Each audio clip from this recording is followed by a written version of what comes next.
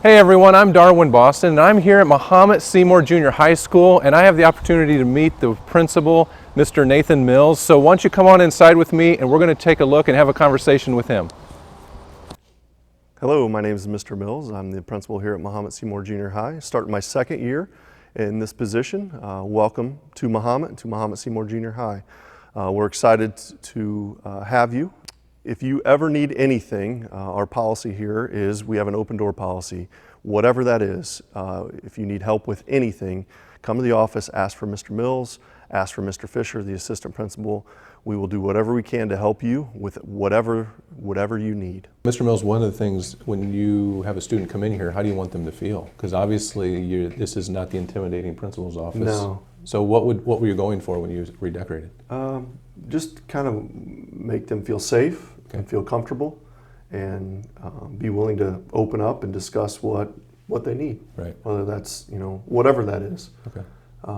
Just a safe place for all students. Safe. So you said 2018-19 was your first Correct. year here, right? And so but you came in to tell us about your history here at the junior high first, and then we'll go back. History at the junior high. So I started last summer in this position as the principal of the junior high. Okay. A big part of what we did last summer was kind of shaping it into what we wanted to be. Mr. Fisher, the assistant, started with me, and we actually had 2 new secretaries too. Okay. How would you describe your first year? It was very, very busy. Busy? Very busy. Because previously I'd been at the high school for 15 years. So Okay, so here in Mahomet-Seymour? Here in Mahomet. Of the 15, 8 were as a teacher, and 7 were as the assistant principal up at the high school. So it was definitely, it was different, but not a bad different, just going that different age group. So you have some kids coming from Lincoln Trail, right? And they're coming over here. Will there be a difference that they'll experience coming making that transition? I mean, let's just, somebody comes in from that new grade, how is it going to be different from their experience last year? So at Lincoln Trail, they have one teacher all day long. Yeah. So this transition to, as 6th graders, they change classes, from period to period. So that's a big difference. They have to navigate and go to different classrooms. They're usually very worried about that, but usually within, honestly, 1 max 2 days, they've got that taken care of. They've know the layout of the school, and it's really not a big deal. We have we call them different hallways here. 6th grade hallway, 7th grade hallway, and then an 8th grade hallway in the building. And then all of our essentials or electives are in the 300 wing. And then obviously the cafeteria and gym are kind of in the middle of the school. So logistically, you have it laid out to where they're all one building, but at the same time, they're kind of allowed to be around their classmates of their own age. Yep. So I've heard you use the term, and we just found out when we tried to get in the building, safety seems to keep coming up. And today's a different day in the world that we live in. So what are some things that you've done in the safety world that a parent could just feel a little bit of sense of relief that you've addressed? Sure. And it wasn't necessarily me. It was previous superintendents, admin team. Probably in the last, I would say, 5 to 7 years, definitely things have changed in the sense of all doors are locked.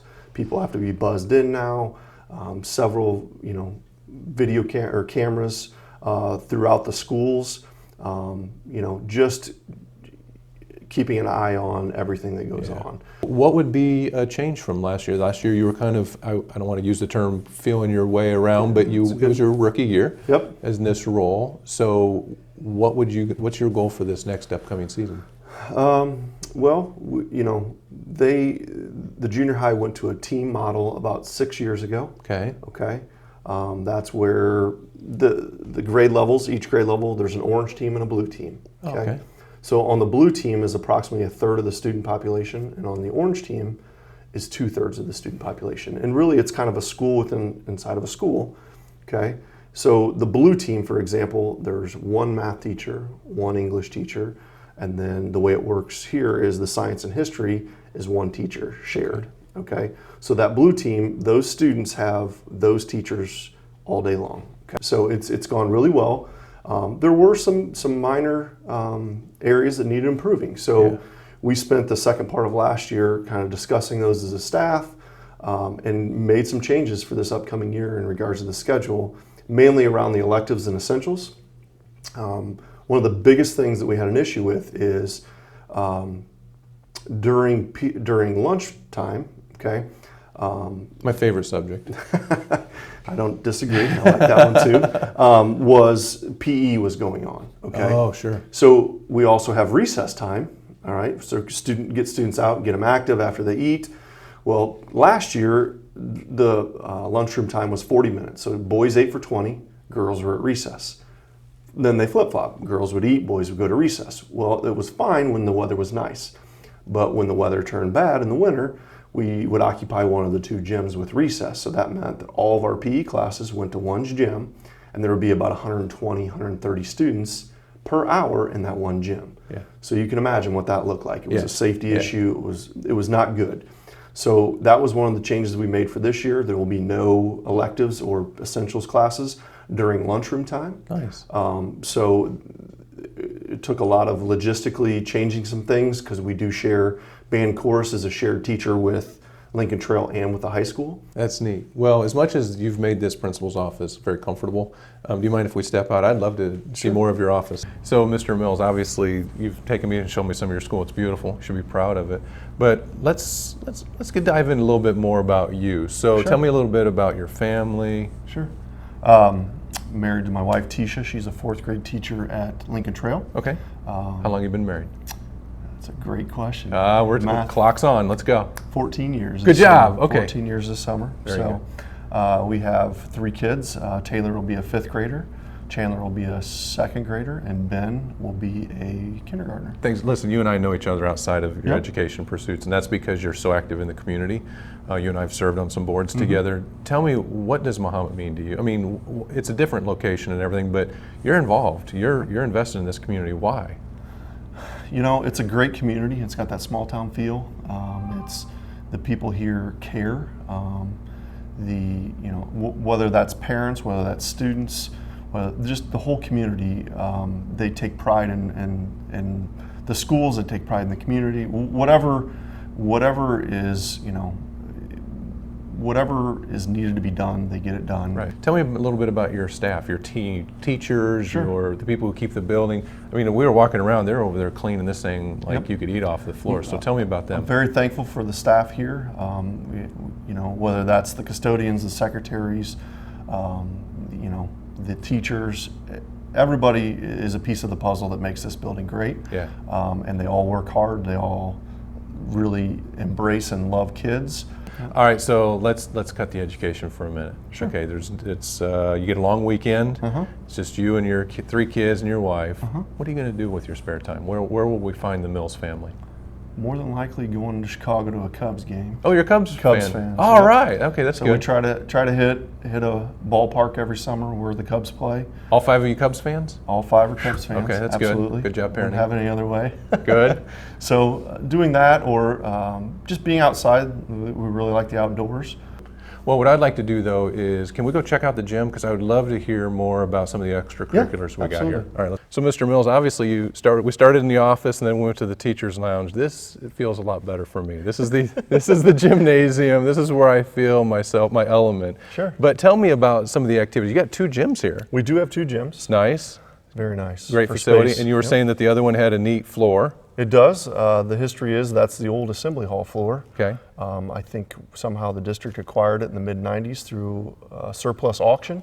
And when that addition and gym was built, obviously used that floor for the gym floor. A little bit about your extracurricular. What options do junior high students have when it comes to after-school activities? Sure. So we'll just start with the fall.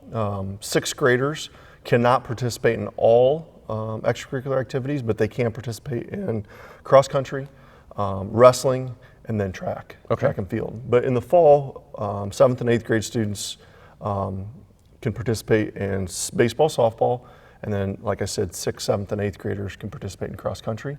So that's a lot of sports. It is. Talk to me then about other activities that are non-sports related. So any other arts or anything like that you offer? We have different clubs.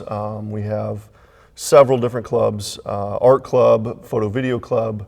Bulldog Pen, which is kind of a school, it's a school newspaper. Okay. We also do a jazz band.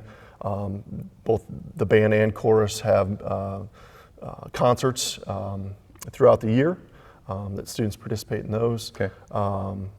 You know, there's Macy. We have a Macy after-school program here, which is well attended for students. So if you were to tell a parent, this is the best way to stay connected so that you don't miss out on anything, how would you ask a parent or a student to be connected to you? Sure. We do a lot of updates through Twitter. Okay.